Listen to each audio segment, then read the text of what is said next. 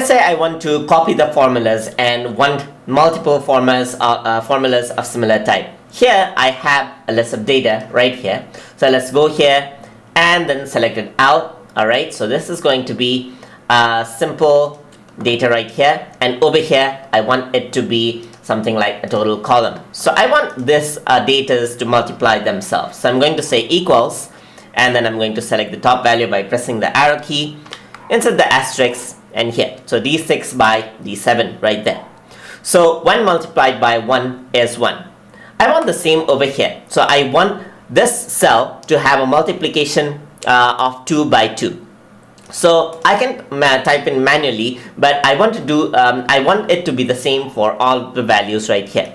So what I can simply do is I can click and drag, and you can see that now the value actually changes just like this. So what this does is now the value it actually adds in is E6 by E7. So it has recorded the direction of the data it is coming from. In my case, for this cell, it is from the top 2. And for this one, as I copied it by dragging it out, it got the data from these 2 columns. And if I were to copy this out, press Ctrl C and go over here and press Ctrl V, so it actually works the same way. So 10 multiplied by 10 is 100, as you can see right here. So I can simply drag this across, and there you go. All the formulas are actually there. So that is how